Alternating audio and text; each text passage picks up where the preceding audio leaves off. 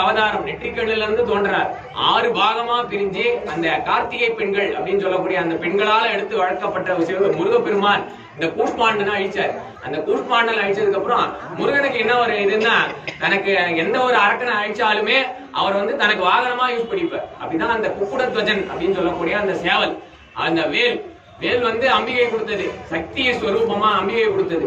குக்குடத்வஜன்றது இது பேர், சேவலுக்கு குக்குடத்வஜம் அப்படின்னு பேர். அதே மாதிரி மயில் இதெல்லாமே வாகனமா எப்படி வந்ததுன்னா, ஒவ்வொரு அரக்கர்களையும் வதம் பண்ணிட்டு அவங்க வாகனமா அவருக்கு மோட்சம் கொடுத்து நம்மளுடைய இதுவா சேர்த்துக்கிறது முருகப்பெருமானோட வேலை.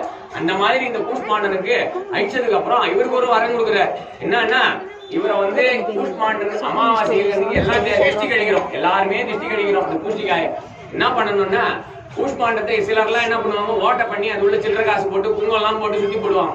கூஷ்மாண்டத்தை பின்னம் பண்ணாலே திருஷ்டி போயிடுச்சுன்னு அர்த்தம். கூஷ்மாண்டத்தை எப்ப பின்னம் பண்றோம்னா, தூக்கி போடும்போது எல்லா திருஷ்டி எல்லாம் சுத்திட்டு எடுத்துடும் போது உடைக்கிறோம் பாருங்க, அப்பதான் உடைக்கணும். கூஷ்மாண்டத்தை பின்னம் பண்ணக்கூடாது. ஓட்டை பண்ணி அதுல குங்குமம் போடுறது, முதல்ல அதை பின்னம் பண்ணிட்டாலே அது பிரயோஜனப்படாதுன்னு அர்த்தம்.